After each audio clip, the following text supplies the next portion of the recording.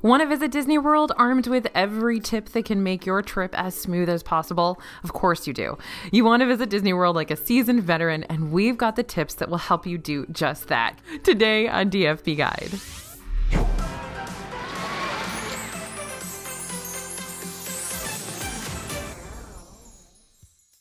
Hey everybody, it's AJ for Disney Food Blog. You may know the basics of a Disney World trip, like making park pass reservations or planning out which attraction you want to ride first each day. But there are ways to make your Disney World vacation even better.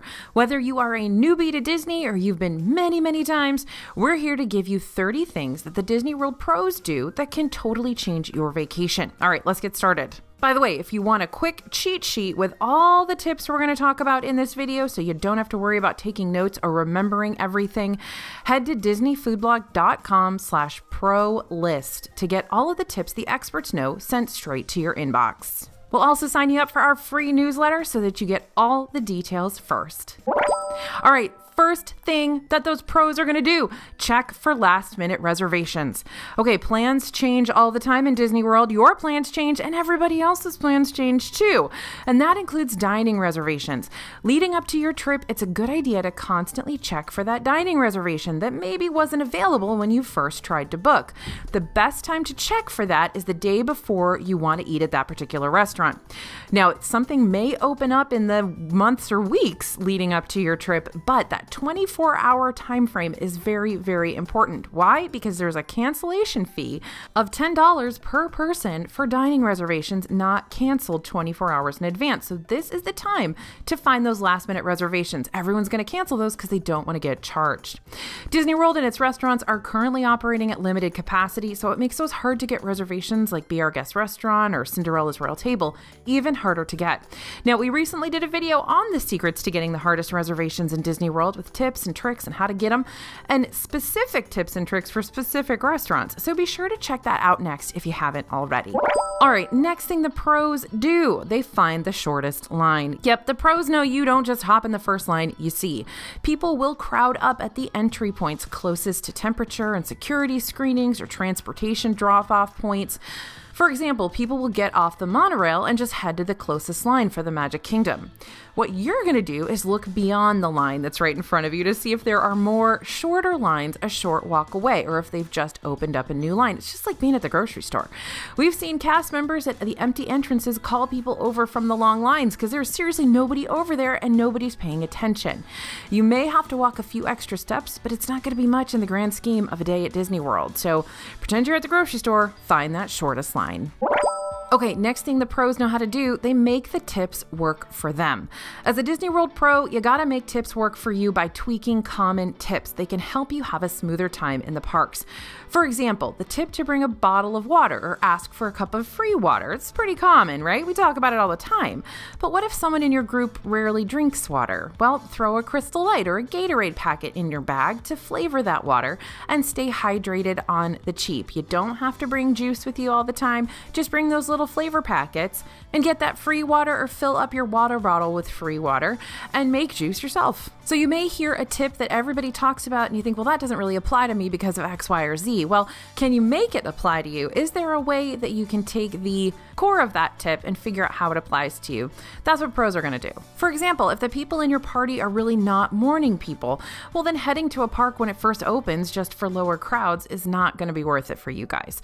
Especially in the parks that typically open at 8 a.m. like Disney's Animal Kingdom, it's totally not worth it if everyone's just going to be crabby all day. So instead of arriving early, you could plan to stay until the park closes for slightly shorter lines, or even plan an extra day there to make sure you get to hit all your must-dos.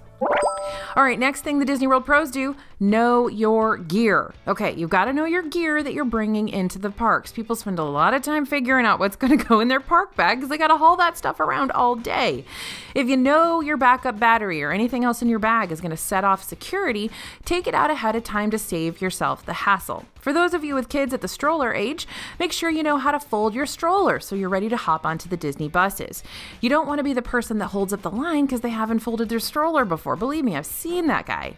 Also, you should practice with your park bag. Put together all the stuff you think you're going to need in a park day and see how much you can realistically fit in the bag you want to bring to the parks. Ask yourself these questions when you're choosing a park bag and what to bring.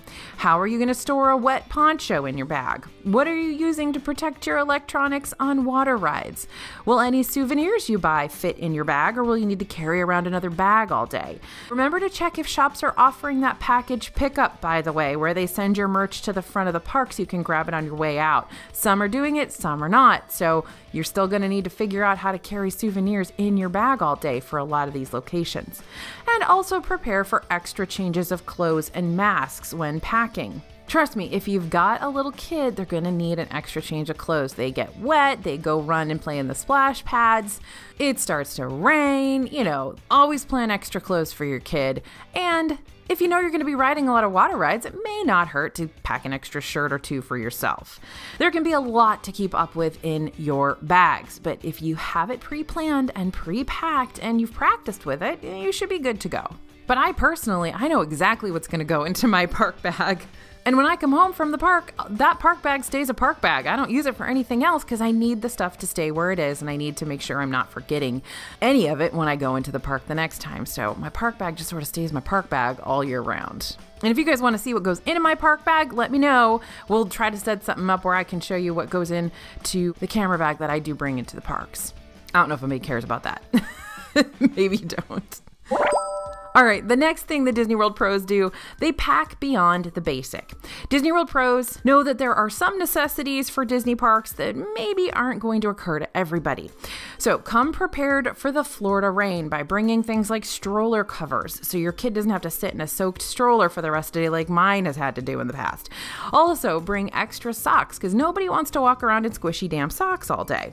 Even if it doesn't rain and you just go on Splash Mountain or Kali River Rapids, extra socks are never a bad idea. Or you can always wear those sandals that dry quickly. Now, there are other things you may not expect to be in a park bag, like the Tide to Go pens or shout wipes for when you accidentally spill plastic cheese on your white shirt. We've been there. It's not fun when you have nothing to fix it with and then you feel like a dum-dum all day. Pack some safety pins as well because you never know when you could have a wardrobe malfunction. An addition to your bag that we highly recommend is Ziploc bags. Throw a few of those in your park bag. I always like to bring the big gallon size ones because they barely take up any room and you can use them to put your phone in on water rides, or you can store your wet socks and ponchos in there. And they're even great for saving snacks that you can't finish, which is something we do a lot here on DFB. We always like to take the stuff that we haven't eaten the full thing, we bring it home. Now, we recently did a video with a bunch of packing recommendations that you wouldn't necessarily think about, so check that out so you don't forget anything. All right, Disney World pros, the next thing you're going to do is stay aware of Disney's ever-changing policies. Up until this year, this wasn't that big a deal, but now things are changing all the time. Disney World's changed its health and safety policies too many times to count since reopening in July of 2020, but the pros keep on top of every change, so they know what's going to happen when they get to the park. It's important to stay updated so you don't accidentally break the rules. Recently, Disney updated its mask policy for dining at table service restaurants, and it says the face masks are required unless actively eating or drinking. This is a huge change because you used to be able to keep your mask off for the entire meal as long as you were seated at your table. Cast members have been pretty strict on enforcing the health and safety guidelines in our experience, so make sure you know what they are and what is and isn't allowed as far as masks and safety go. If a mask policy changes at Disney World, we will have the news covered right away, so sign up for our newsletter to get the latest updates delivered straight to your inbox. The link is right below this video. And next on our list of what the Disney World pros do, they use the First Aid Center. Disney World has First Aid Centers in every single park, and most people don't even know they're there, but the pros do. It's a completely free service there to help you if you have any injuries or don't feel well. Even if you just need a Band-Aid or Tylenol because you forgot one or you used them up already, they will be happy to help you. There's no reason to suffer through an entire park day when First Aid is right there. Remember, you can have prescriptions delivered to First Aid locations in Disney World too. This was super helpful for me when my son needed asthma medication delivered. We were in the park, we had a dining reservation, and I had no way to really be there to sign for the prescription when it came. And so I was told that I could have it delivered directly to the First Aid Center in Epcot. They would sign for it, and then when I came, all I needed to do was give them the prescription so that they could give me the medicine. It worked perfectly. Now, where can you find the first aid locations? Here we go. At Magic Kingdom, you'll find it near Crystal Palace. Most of these are right next to the baby care centers in those parks. At Animal Kingdom, the first aid location is on Discovery Island near the entrance to Africa. In Epcot, you'll head towards the Epcot Experience Building or the Odyssey, depending on how old you are. Yeah, those people my age know that it's the Odyssey, but it's right there around the corner next to the baby care center.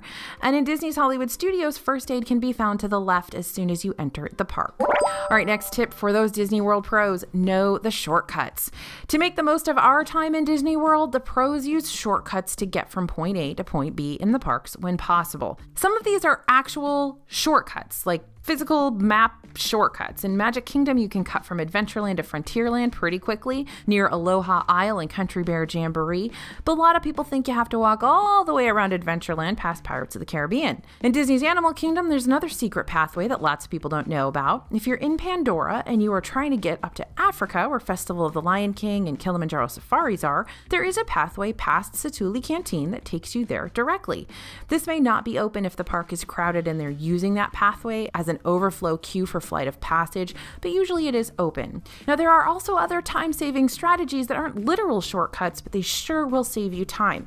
This includes mobile checkout, which is a fairly new feature in the parks. We've seen it testing at Mouse Gear and Epcot, and it allows you to purchase merchandise right from your phone. You scan the items you're trying to buy, purchase them through the My Disney Experience app, and show a cast member proof that you paid on the way out. And then you don't have to worry about waiting in any merchandise lines. All right, I love this tip, and a lot of folks don't know about it. Get a replacement. You've been waiting all day to reward your kiddo with a Mickey bar, and as soon as they get it, it falls on the ground. Or that bubble wand you bought an hour ago suddenly runs out of batteries. Don't worry. Just talk to a cast member, and they may be able to help you out. In our experience, you can usually get a replacement Mickey bar, or churro, or milkshake, whatever you got that dropped on the ground. Or you can get new batteries for a toy that you just bought that has already run out. Also, if a toy that you bought at Disney World breaks, they should be able to replace it for you as long as you have the receipt. Just swing by guest relations and see what they can do, or I've even had this happen right in the merchandise location. So at Mouse Gear, for example, I needed to get batteries replaced in our bubble wand, and they were able to do that for me. All right, next thing the pros do, and this is a relatively new one, so if you haven't been in Disney World in a long time, pay attention. We screenshot everything. Yep, the My Disney Experience app is convenient for storing all of your plans, but what happens when you can't get a signal or the app crashes? Take screenshots of everything. That way, if the app does give you any sort of issue, you'll be able to see your dining reservations, your park passes, your fast passes, your ticket numbers, all of that stuff. And they'll all just be there in your camera roll. Now, another time you should screenshot is when you try to get a Rise of the Resistance boarding group. Although you can be outside of Disney's Hollywood Studios to score a group at the 7 a.m. time slot, you must be inside the park to snag one at 1 p.m. But sometimes the app glitches and doesn't register that you or a family member are in the park, and that delay can make the difference between getting a pass and not. If this happens to you, take screenshots of when you tried to get a boarding group and something to prove that you were in the park. Visit a cast member at guest relations, and they may even be able to give you a boarding pass after all if you have the proof that it was a technical glitch that tripped you up. All right, this next was a great tip for people who think they might not be able to ride thrill rides because they've got kids. Use Rider Swap. Pros in Disney World use the ultra-convenient Rider Swap service to make sure everyone can ride the rides they want, even if that doesn't include your whole group. If you're not familiar with Rider Swap, it's where one person waits in line and the other stays outside with a guest who's not able to ride or doesn't want to ride the attraction. Guests will visit a cast member at the attraction, where they will scan your magic bands or your key card, and after the first person rides the attraction, the second person will get to skip the line and ride with a minimal wait. You can also bring up to 2 extra guests with your second rider, so some from your party may be able to ride more than once. Not every ride has Rider Swap, but most of them do when they are rides that are a little more thrill-based or have a higher height minimum. All right, here's a pro tip that you're definitely going to need, especially if you're in the parks in the summer. Relaxing in the parks, how to do it. Disney World pros know when and where to take a break in the parks rather than heading all the way back to the hotel room for a midday break. In Epcot, we highly recommend the Morocco Pavilion for relaxing. It's bigger than people may realize, and there are plenty of places to sit away from the crowds. The American Adventure is also a nice spot to relax. It's air conditioned and is a 30-minute show where you can relax your feet for a bit or even take a nap. We promise, no judgment, we won't tell. At Magic Kingdom, Tom Sawyer Island is a great hideaway from the crowds. We also like to chill on the hub right in front of Cinderella Castle. It's a fun place to sit down and have a snack or read a book. And in Disney's Animal Kingdom, Pete Safari is now an air-conditioned relaxation station and is the perfect place to relax for a little bit. And at Disney's Hollywood Studios, you can relax at the Pizza Rizzo balcony for a fun people-watching spot.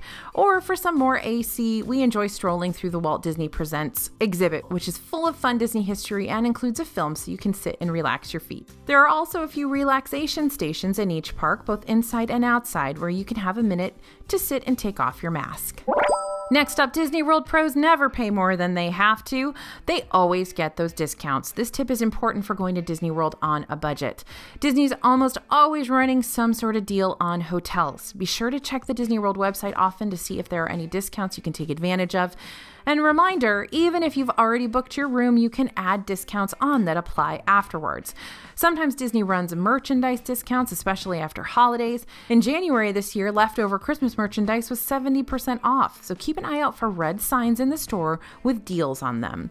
If you are an annual pass holder, you already get a discount on merchandise, but in the past few months, Disney's raised the percentage a couple of times, so keep an eye on our newsletter. We'll let you know when those annual pass holder deals spike. And booking things in advance can also save you a lot of money. For example, Memory Maker, which allows you to have any photos a PhotoPass photographer or a ride takes of you, is cheaper if you pay for it in advance. Right now, you can purchase Memory Maker in advance for $169 versus $199 if you wait. Next thing the Disney World pros know how to do is get on more rides. There are several ways to get on more rides in the Disney World theme parks. When fast passes are being used, the pros know that once you use the first 3, you can get more until they run out or the park closes. I know I told you guys this before, but I once was riding Slinky Dog Dash and the woman sitting next to me asked me, first of all, if you can get more than 3 fast passes. She didn't know that you could, and if you have to get them at the kiosks. She didn't realize you could book fast passes right from your phone. So there are still a lot of people that do not understand how FastPass works. So definitely get yourself versed on that if FastPass is back when you go to Disney World. Now, the key to getting on more rides sometimes is timing. You'll want to hit those super popular rides like Flight of Passage or Seven Dwarfs Mine Train early or late in the day to avoid long wait times right there midday. In the middle of the day when lots of attractions are busy, that's a good time to see some of the shows like It's Tough to Be a Bug or Carousel of Progress. These often don't have long waits and you'll get to enjoy some AC during the hottest part of the day. Next tip the Disney World pros know, don't always rely on Disney transportation. Right, yeah, it's nice to have free transportation from the resorts to the parks or from park to park, but sometimes you just don't have the time to spend waiting on Disney buses or in line for the monorail or Skyliner. It can be hours sometimes during spring break or really busy times. Luckily, you don't always have to rely on Disney transportation. You can rent a car ahead of time or bring your own so you're always in control of exactly when you are leaving. And don't forget there are rental car locations on Disney World property, so if you only need a car for a day or two, you can rent it right on Disney World property at the Car Care Center. Now, if you don't want your own car, you can use rideshare services like Lyft or Uber. The pros know that time is money in Disney World, and if you're running late for a dinner reservation, it's probably better to spend $8 on a rideshare than an hour plus on Disney buses while you risk paying that $10 no-show fee for a missed reservation. And don't forget, taxis are still available. You go to any Disney hotel and they can call a taxi for you as well. Now, if you're trying to get to a Disney park before it opens, sometimes the easiest way to do that is use a rideshare or a taxi instead of relying on Disney transportation, because you know what? That's when it's the busiest. All right, next tip the pros know, stay where is most convenient. If you haven't noticed by now, Disney World pros are all about convenience, or maybe that's just me. I don't like to be bothered.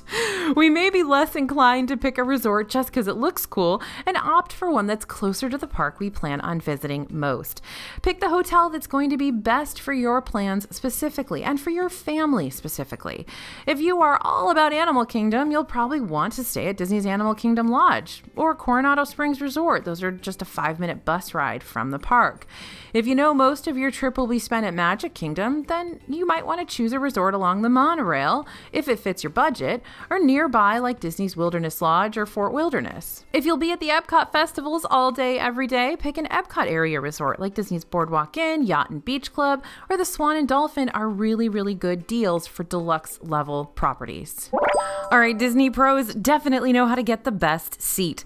Some rides are completely different depending on where you sit, and the pros know the best seat on every single one, because you know what? You might only be able to ride that ride one time while you're in Disney World. You might as well have the best seat. For example, you're going to want to request section B1 on Soarin' because it gives you the highest and most centered view where you won't have people's feet dangling in front of you, and the screen won't be warped and crooked like it is when you're on either side, because the screen is actually curved. So stuff looks real weird when you're on the side sometimes.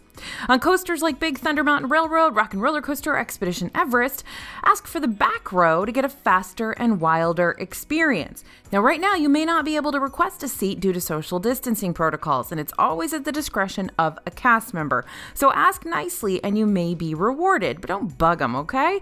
Now, here's a special thing to note on Expedition Everest. Remember that, spoiler alert, part of the ride actually goes backwards. So when you are going backwards, the craziest ride is going to be in the front seat. So if you want the wild ride when you're going backwards, then choose the front seat. If you want the wild ride the rest of the time, choose the back seat. Me personally, I choose back because when I am in the front seat, I get real sick going backwards real fast. Still talking choosing the best seats, there are a few restaurants you'll want to specifically request a certain seat or table or area as well. When fireworks are happening in Disney World, there are plenty of great restaurants where you can eat and see the show. California Grill at Contemporary Resort, Ohana at Disney's Polynesian Village Resort. Those both offer really nice views of the Magic Kingdom fireworks. In Epcot, ask for a water view table at any restaurant along World Showcase Lagoon, like Spice Road Table or the Rose and Crown dining room. Also, Hacienda de San Angel, great restaurant to see the fireworks from too. Now, luckily, you can choose your own seats at counter service locations, so pick a seat with a view. Upstairs at Columbia Harbor House in Magic Kingdom, when it reopens, is a really nice spot for people watching, and usually there aren't too many people up there because a lot of people don't realize there is an upstairs to Columbia Harbor House, so it can be easier to find a table up there when it's busy in the Magic Kingdom. Over at Pinocchio Village House, you can sit by a window and wave to people as they float by on It's a Small World, and little known fact, Pinocchio Village House also has an upstairs balcony. It's an outside balcony, and there are some tables inside as well. There's about 8 tables total. There aren't very many. So on a busy day, it may already be full up, or if people don't know it's there, then you can have your choice of one of the best seats in the house. Now, near Flame Tree Barbecue in Disney's Animal Kingdom, you can grab a seat by the water and watch the character boats go by. And of course, Cantina de San Angel over there in Epcot's Mexico. That's going to be a great spot to view the fireworks as well once they return. But remember, those seats go very quickly. People will hold those seats for hours. So if you really want to sit there, you're going to have to plan ahead. All right, next thing the pros know how to do, not necessarily me, but I guess other pros, is how to get unreasonably high scores on rides. It's no secret that Disney World pros, they're a little competitive, especially when it comes to attractions with games on them. And this includes, of course, Toy Story Mania at Disney's Hollywood Studios, Buzz Lightyear Space Ranger Spin in Magic Kingdom, and there are hidden Easter eggs and secrets on both of these rides that will instantly give you a very high score. On Toy Story Mania, moving targets are worth more. The targets with lots of points will typically release tons of new targets. And on Buzz Lightyear Space Ranger Spin, the large red robot on the left in the first room gives you 100,000 points per hit, but there are certain spots you gotta hit, like the back of his hand. Now, we won't spoil all the fun for you, but there are several places to get ridiculously high scores, so do your research if you want to show up your family. And we do have a video all about how to score high on some of these rides. You can go watch that video next. All right, next thing the Disney World pros do, this is an interesting one. They stop making reservations and plans. Okay, hear me out. To a certain extent, there will always be some sort of planning that goes into a Disney World trip. But even the pros have to let loose and go without any real definitive plans sometimes, especially if they're making a last-minute trip. So if you have restaurants and rides that you absolutely must eat at and ride, then put those at the top of your list and make those reservations, but don't overplan your trip. If you've been to Disney World before, like the pros have, you know that things are not going to go exactly as planned. It'll take longer to get from point A to point B. You'll probably have to rework your schedule a little bit on the fly more than once. If you skip a few hard plans and reservations, your schedule becomes a lot more open and flexible to go with the flow. And you can decide to ride something one more time before you go get a snack instead of having to rush through the park on a super tight schedule. Now, I still make lots of reservations and plans, but I have lightened up a little bit because I am a continually late person. I am late for everything, and so I figure if I don't make as many plans, maybe I won't be as late for so many things. I'll let you know how it goes. Now, this one's a classic tip that I know a lot of you guys know about, but it's still important to reiterate it. Disney pros ride the rides during fireworks or parades. Yep, Disney rides become pretty empty during fireworks shows and parades while everyone's snagging a spot and watching the show, and the pros take advantage of this to ride a bunch of rides. The experts have seen them all before and will see them again, so why not get on some rides with shorter lines? Of course, there are no fireworks shows or parades in Disney World right now, but this is a handy tip for when they do return. If you've seen the fireworks or the shows before, or you don't care to see them, then jump on rides during that time. And of course, Disney pros love AC, so we are going to walk through the stores to get up Main Street USA. Most people don't know that all of the shops on Main Street USA, at least on the left-hand side as you're facing the castle, connect. So when Main Street is super crowded or when a parade or cavalcade is going on and you're trying to walk toward the rest of the park, head towards the shops and walk your way up inside. This way you'll get there quicker and you won't have to deal with the crowds lining Main Street, plus you get some more of that very precious air conditioning. Now, right now, you'll want to pay attention to which door you need to enter. Shops have designated entry and exit doors, and those can change every once in a while. So if the shops are at capacity, they may have a virtual wait list. But if most people are watching a cavalcade go by, the shops are probably pretty empty. Now, as soon as Disney World gets back to normal and you can go in and out of any door, it'll be real easy to enter the Emporium right there by Town Square, and you can walk all the way up, basically out through Casey's Corner and on your way to Adventureland. Now, on the right-hand side, you can get pretty far walking inside. You can get up to Uptown Jewelers, but then you're going to have to head outside again and walk up the street. All right, another thing the pros always have is a weather app on their phone. Now, this is probably something that most Floridians have as well.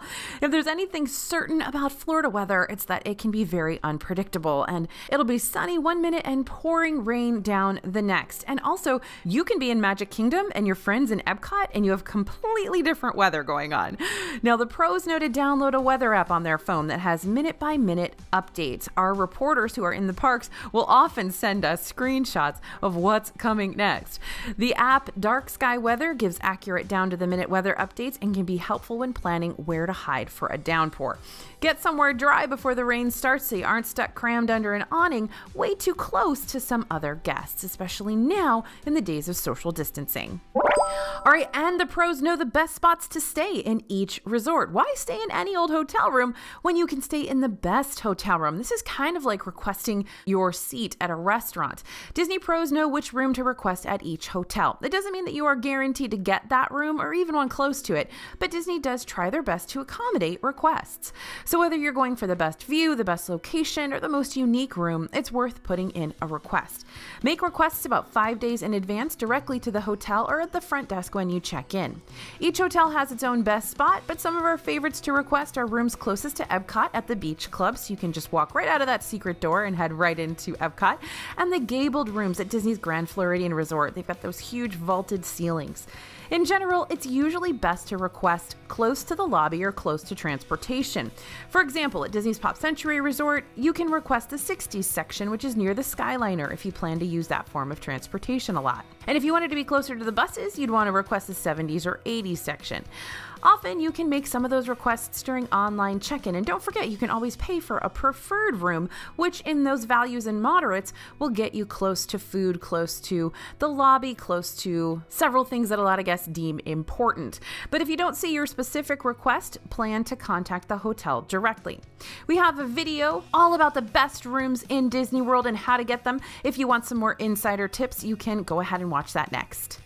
Now, once you've got your room taken care of, it's time to know about the best bathrooms. Now, this may seem silly, but knowing where the best bathrooms are in Disney World is really important. You guys are going to be walking 10 miles a day, hopefully staying hydrated, and you're going to be using public restrooms a lot. So some Disney bathrooms are so phenomenally themed, they're worth a trip even if you don't have to go.